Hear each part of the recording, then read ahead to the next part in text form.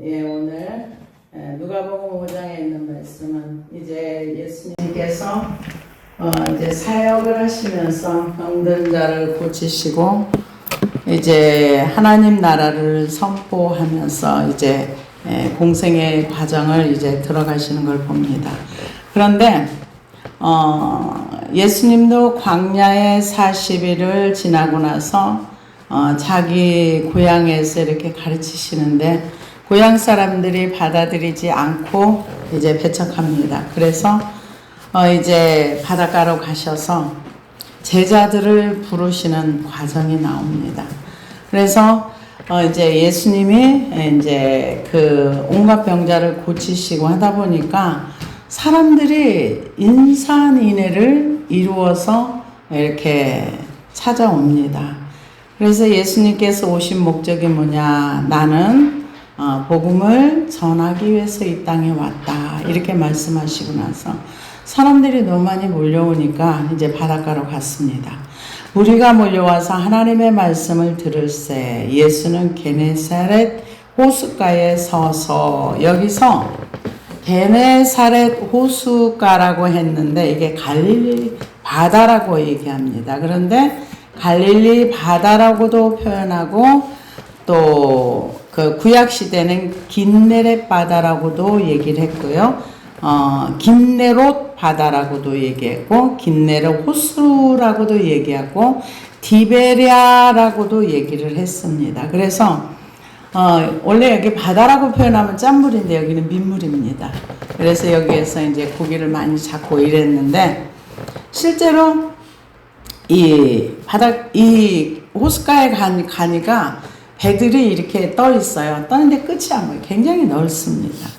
굉장히 넓고 그 남북의 길이가 20km 정도 된답니다. 폭이 12km. 면적이 144km에 달할 정도로 요단강 수원에서부터 이렇게 흘러나오는 물이 이렇게 그 안에 채워서 이 물이 이제 그 사해 바다를 이렇게 흘러 들어가는.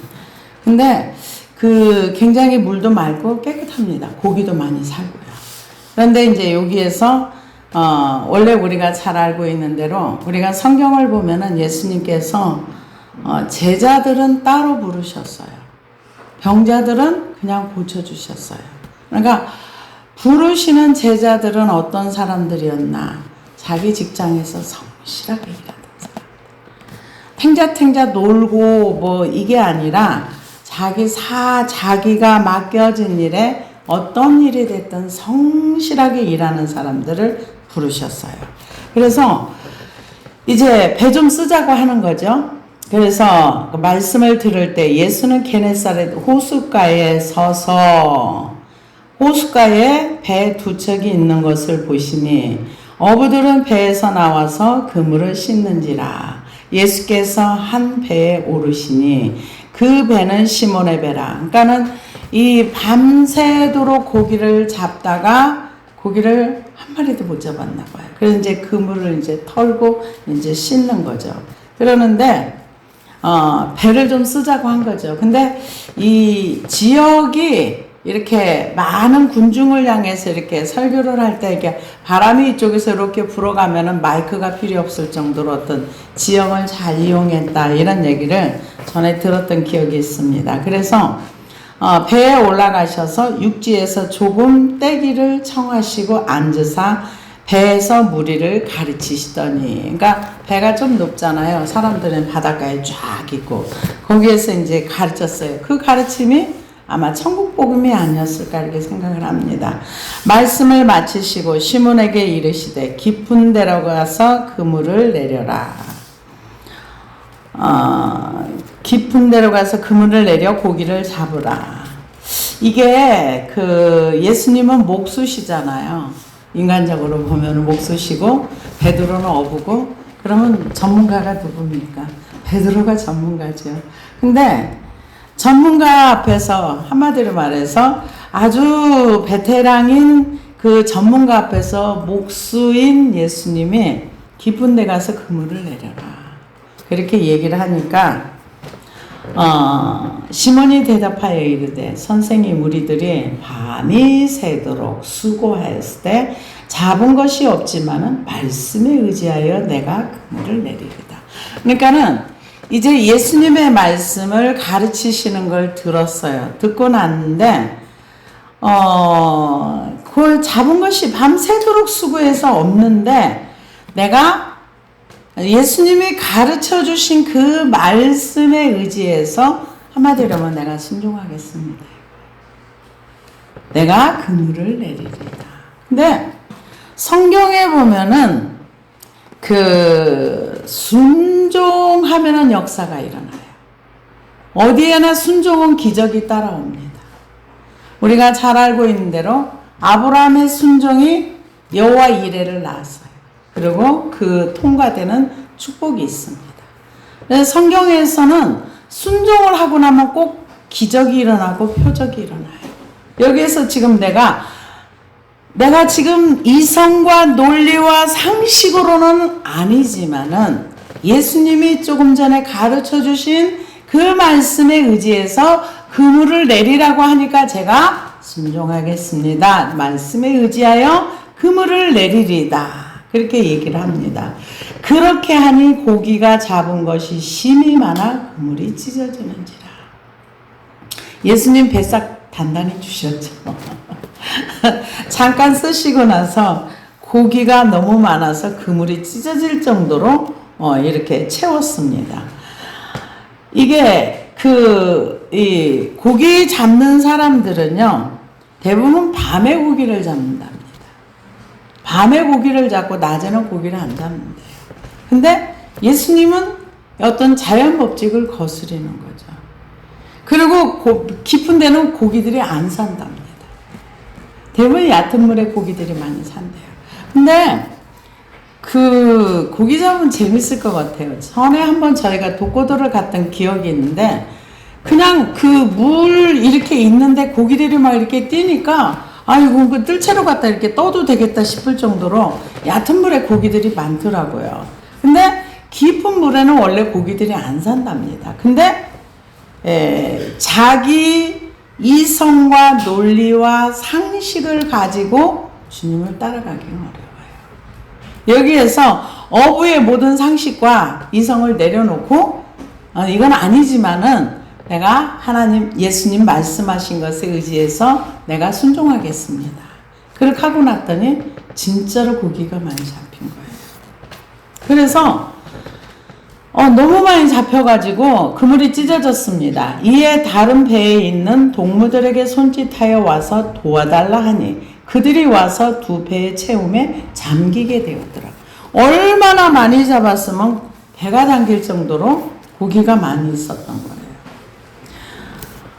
시몬 베드로가 이를 보고 예수의 무릎 아래 엎드려 이르되 주여 나를 떠나소서 나는 죄인이로소도 하니 이는 자기 및 자기와 함께 있는 모든 사람이 고기 잡힌 것으로 말미암아 놀라고 세베대의 아들로서 시몬의 동업자인 야고보와 요한도 놀랐습니다. 예수께서 시몬에게 이르시되 무서워하지 말라. 이제 후로는 내가 사람을 취하리라 하시니 그들이 배들을 육지에 대고 모든 것을 버려두고 예수를 따르니라.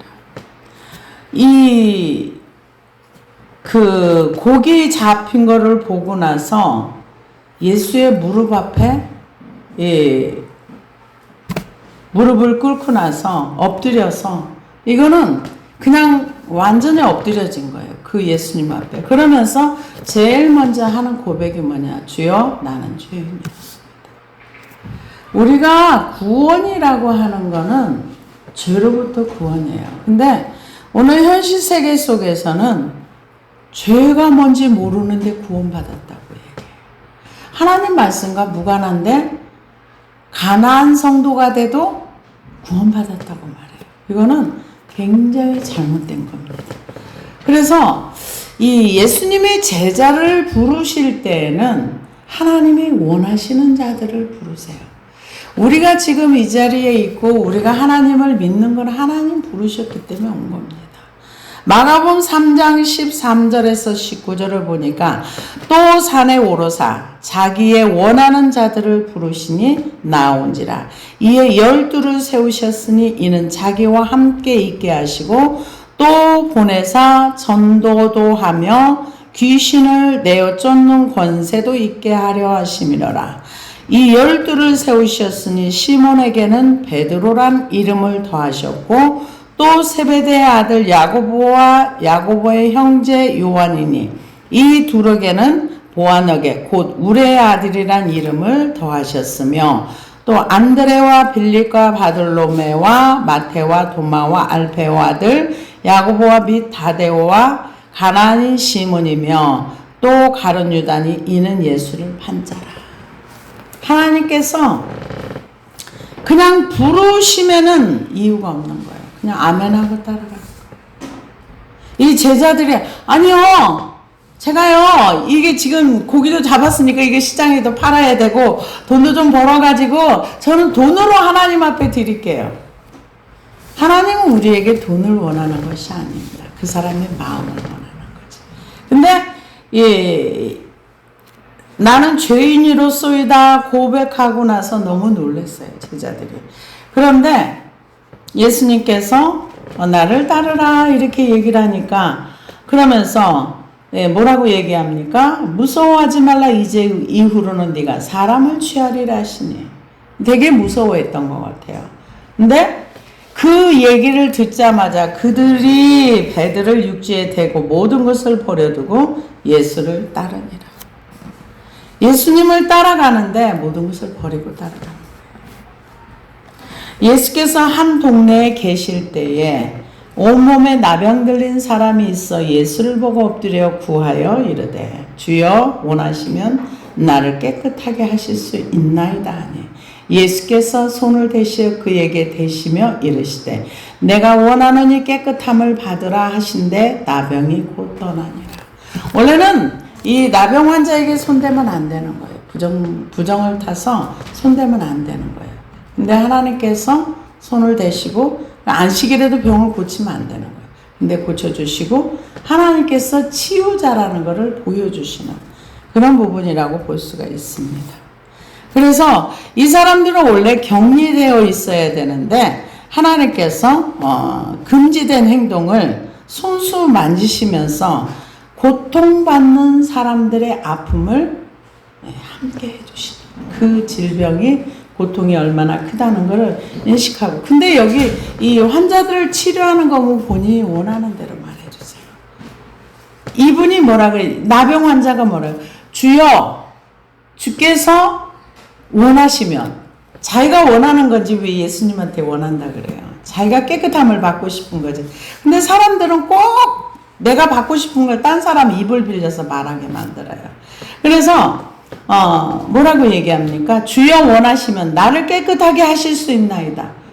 이게 그렇게 말하는 게 주여 나 좀 깨끗하게 해주세요 이래야 되는데 주여 주님이 원하시면 그러니까 나는 깨끗함을 받고 싶지만 내가 원한다고 되는 건 아니겠죠?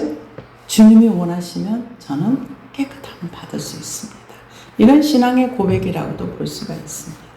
그럴 때 예수님께서 원하는 깨끗함을 받아라.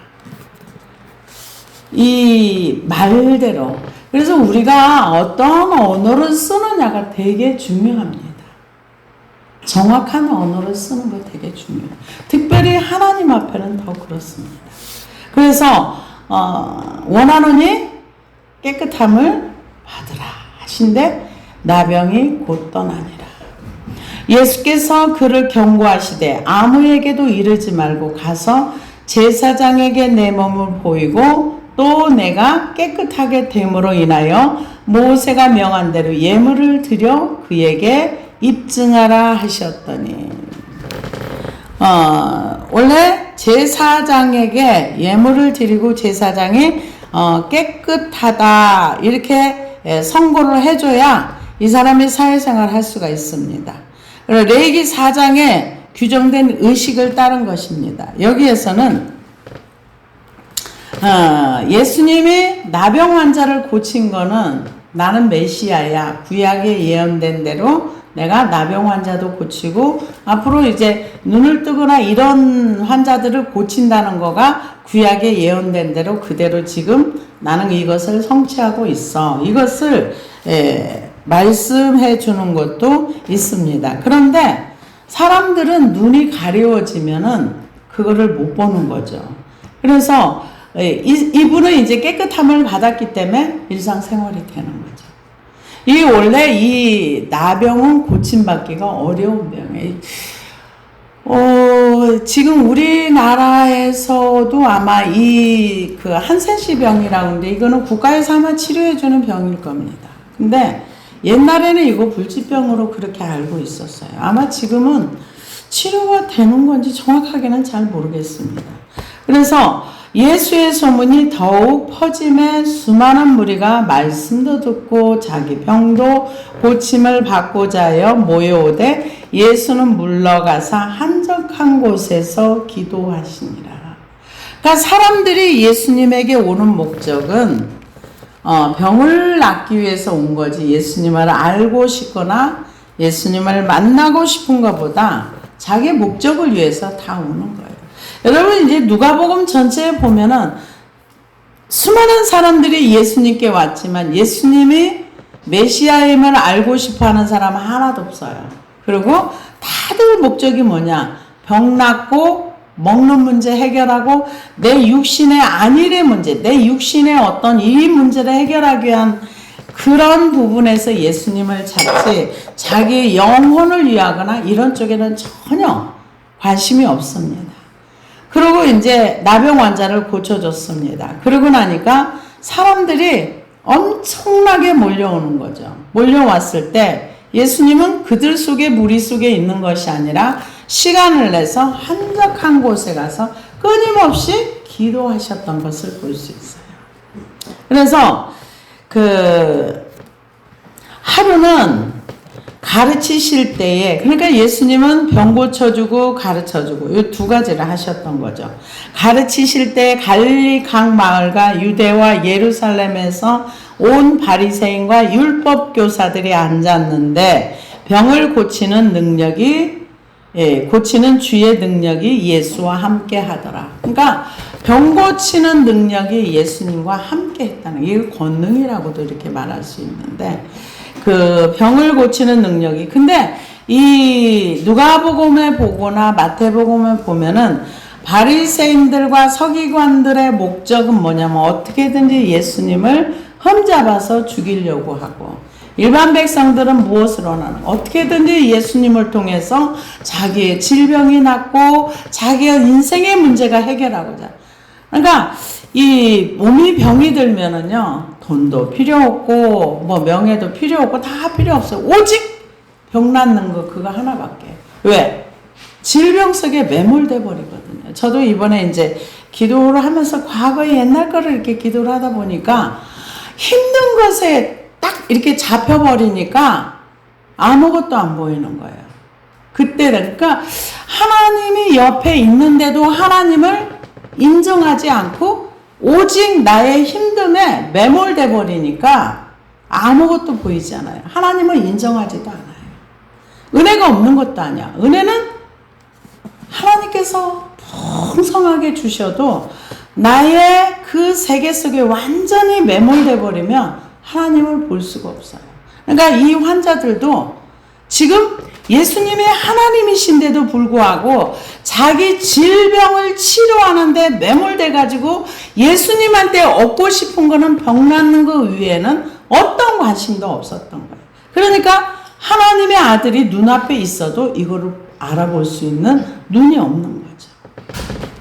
그래서 이제 사람들이 계속 옵니다. 그러면서 주의 능력이 예수님과 함께 있습니다. 한 중풍병자를 사람들이 침상에 메고 와서 예수 앞에 들여놓고자 하였으나 무리 때문에 메고 들어갈 길을 얻지 못한지라. 얼마나 사람들이 많이 밀려왔으면 도대체 이 길을 뚫고 나갈 수가 없는 거예요. 사람이 너무 많아가지고. 그래서 얻지 못한지라 지붕에 올라가 기와를 벗기고 병자를 침상채 물이 가운데로 예수 앞에 달아내니까 지붕을 뜯어가지고 환자가 내려갈 내 귀퉁이를 묶어가지고 이렇게 내렸겠죠. 달아내리니 예수께서 그들의 믿음을 보시고 이르시되 이 사람아 내 죄사함을 받았느니라 하시니 서기관과 바리새인들이 생각하여 이르되 이 신성 모독하는 자가 누구냐 오직 하나님 외에 누가 능히 죄를 사하겠느냐. 예수께서 그 생각을 아시고 대답하여 이르시되 너희 마음에 무슨 생각을 하느냐. 죄사함을 받았느니라 하는 말과 일어나 걸어가는 말이 어느 것이 쉽겠느냐. 이게 어느 게 쉬울 것 같아요. 죄사함 받았느니라 걸어가라는 말이 더 어렵죠. 왜냐하면은 네가 죄사함을 받았느니라 하는 거는 받았는지 안 받았는지 몰라요.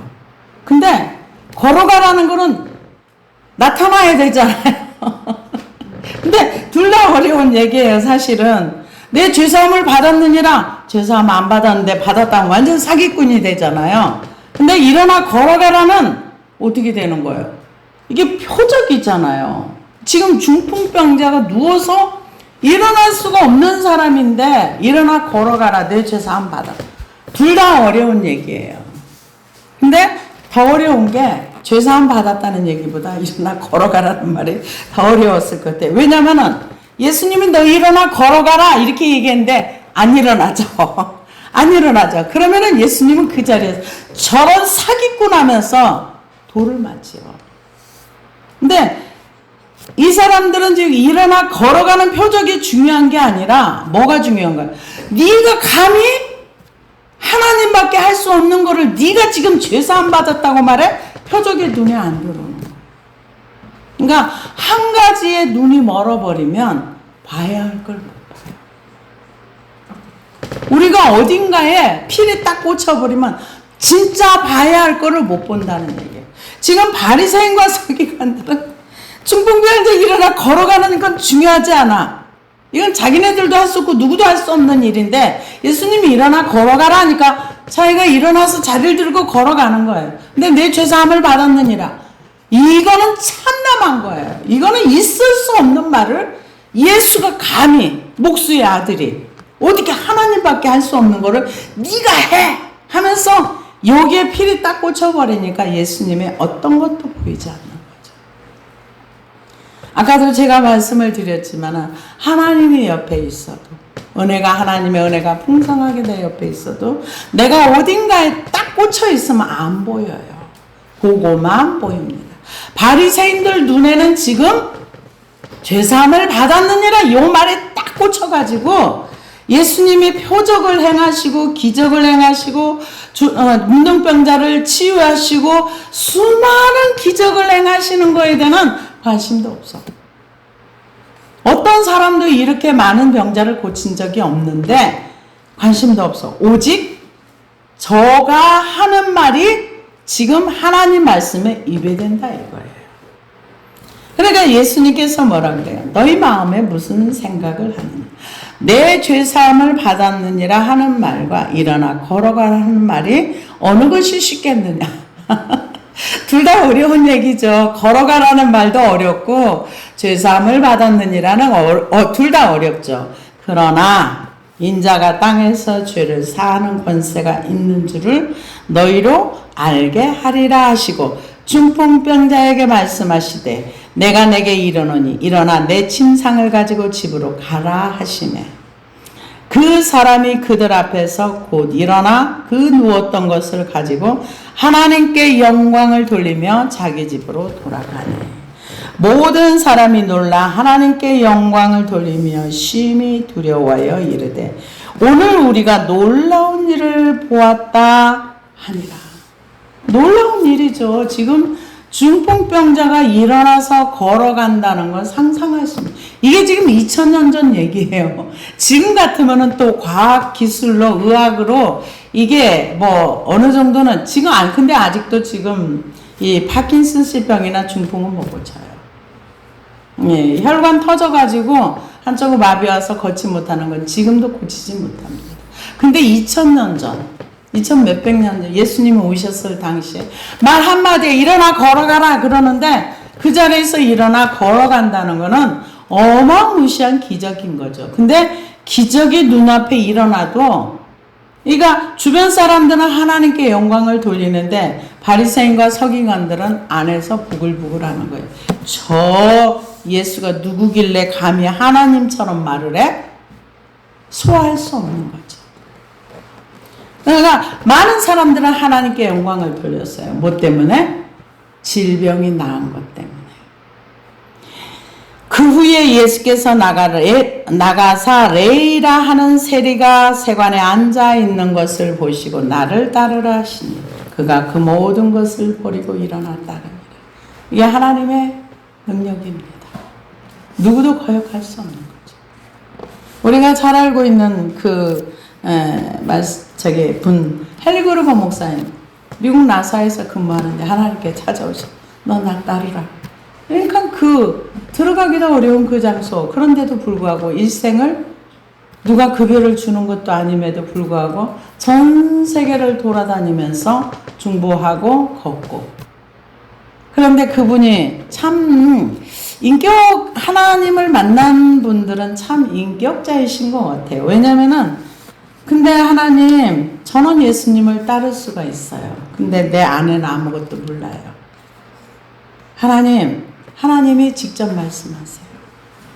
나는 설득하기가 어려워요.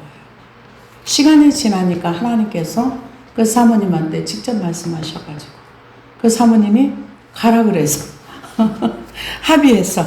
근데 그분 얘기로는 1년 12달 가운데 2달 집에 있기가 어렵대요. 거의 전 세계를 다 돌아다니고. 그럼에도 불구하고 그들이 일생 동안 쓰는 그 비용을 하나님이 다 채워서 일하게 하시고. 하나님의 놀라운 역사죠. 세관의 레이, 사람들은 그 세리 마태, 이 사람을 레이라고도 하고 마태라고도 합니다. 이분이 마태복음 기록한 분이시죠. 그래서 세관에 앉아있는 것을 보시고 나를 따르라 하시니 그가 그 모든 것을 버리고 일어나 따르니라. 레이가 예수를 위하여 자기 집에서 큰 잔치를 하니 세리와 다른 사람이 많이 함께 앉아 있는지라. 바리새인과 그들의 서기관들이 그 제자들을 비방하여 이르되 너희가 어찌하여 세리와 죄인과 함께 먹고 마시느냐. 예수께서 대답하여 이르시되 건강한 자에게는 의사가 쓸데없고 병든 자에게라 쓸데있나니 내가 의인을 부르러 온 것이 아니요 죄인을 불러 회개시키려 왔노라. 이 잔치를 베풀었다는 것은 그 유대인들의 사회에서는 받아들이는 걸 얘기합니다. 받아들여서 함께 식사를 나누고. 그래서 아마 많은 그 사람들을 불렀을 것이다 이렇게 얘기합니다. 세리의 친구들은 세리입니다. 그러니까 그 세리의 친구들을 불러서 이렇게 음식을 먹으니까 이제 화가 난 거죠. 뭐라 그러냐? 왜? 바리새인과 그들의 서기관들이 그 제자들을 비방하여 이르되 너희가 어찌하여 세리와 죄인을 함께 먹고 마시 너네들 진짜 앉을 자리 설 자리 분별하지 못하고 아무 사람이나 불러가지고 제자랍시고 불러다니고 그러면서 이제는 매국노인 세리까지 가서 그 집에서 잔치를 하고 거기서 밥까지 먹어?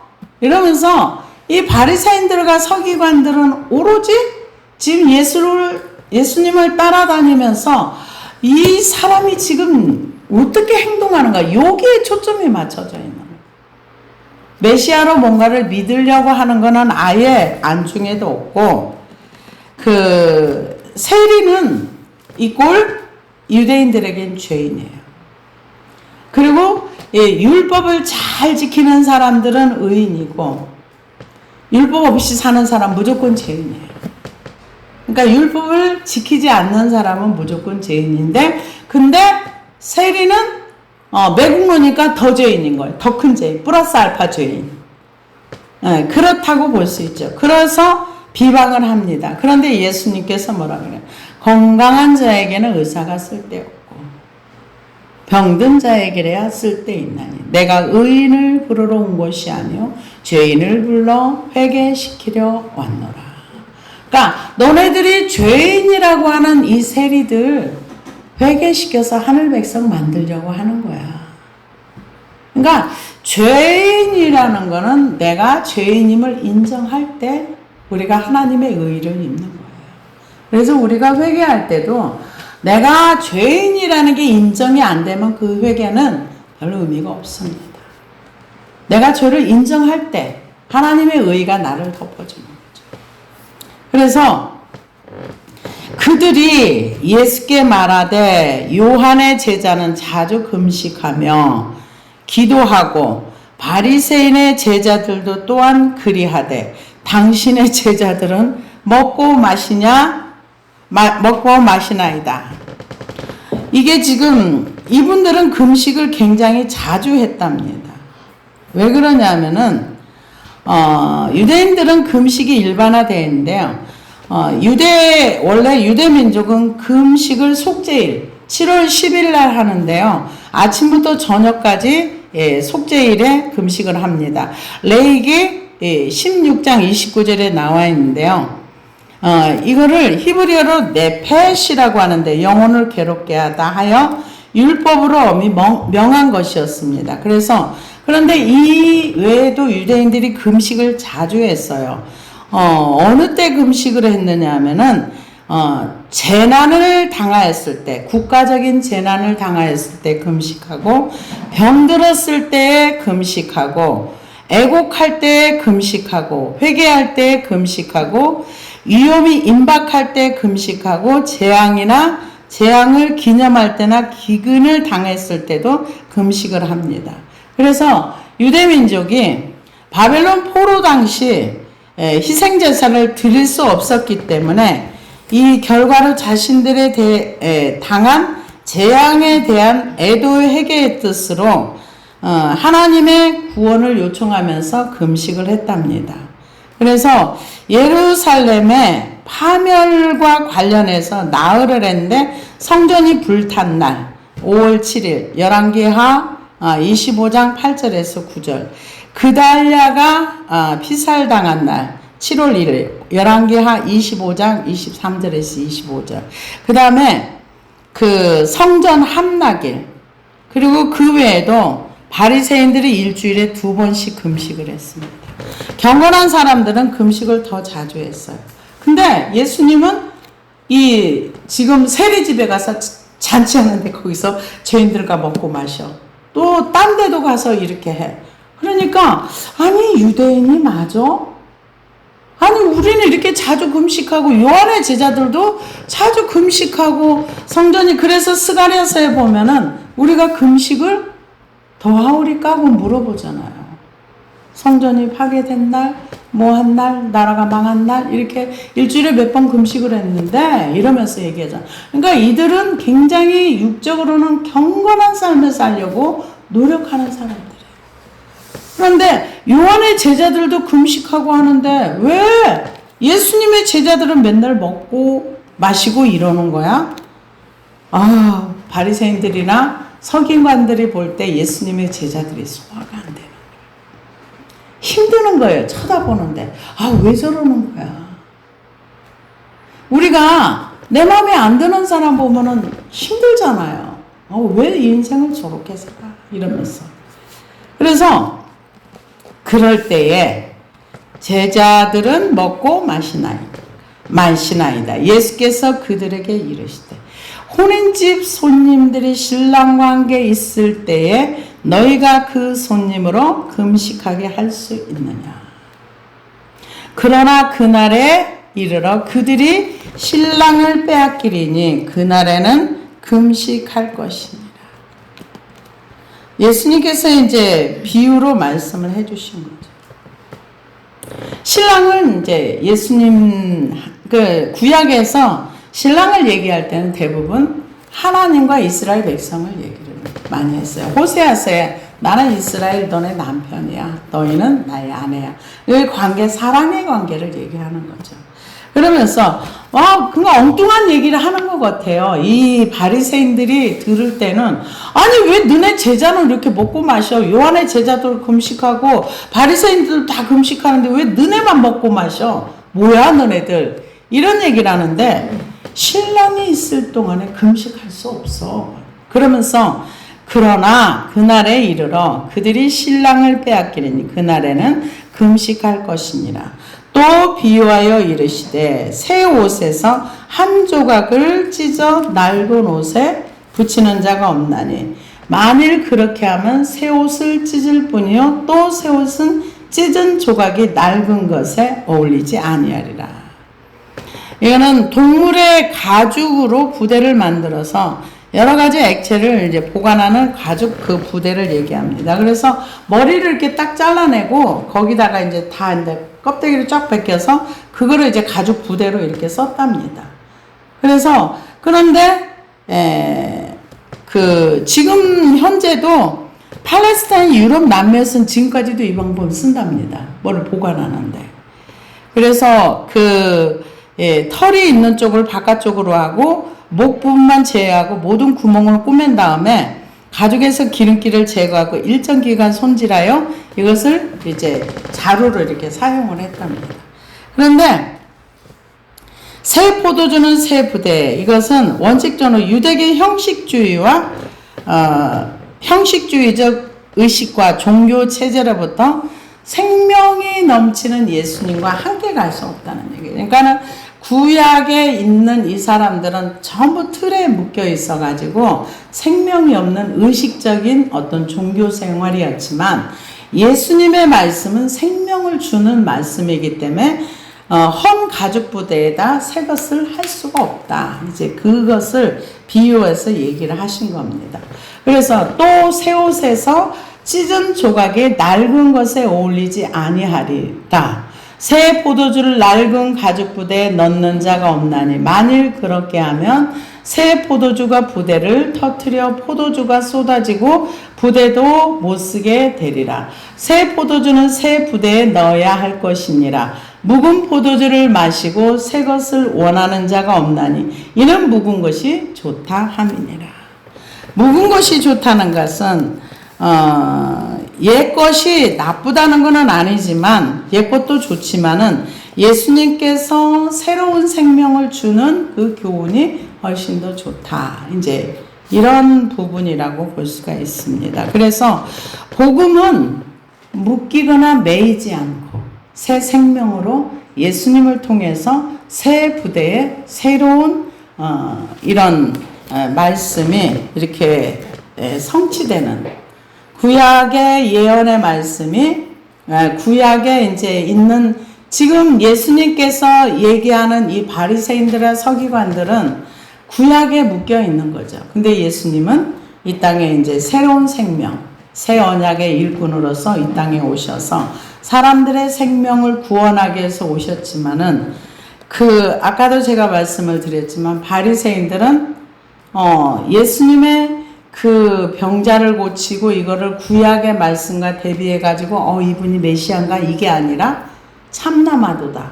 그러니까 예수님의 모든 어떤 그런 거보다는 하나님의 법에 딱 걸린다고 생각하면 거기에 딱 매몰돼 가지고 거기에서 예수님을 죽이려고 하는. 그리고 이제 우리가 잘 알고 있는 대로 가장 큰 원인은 뭐냐면 시기였어요. 시기는 사람을 죽이는데 굉장히 크게 작용을 합니다. 근데 나중에 보면은 빌라도도 그들이 시기로 그 예수를 넘겨준 줄 알았어요. 아는데도 불구하고 예수님을 나중에 십자가에 못 박는 그런 걸 우리가 성경을 통해서 봤습니다. 기도하시겠습니다.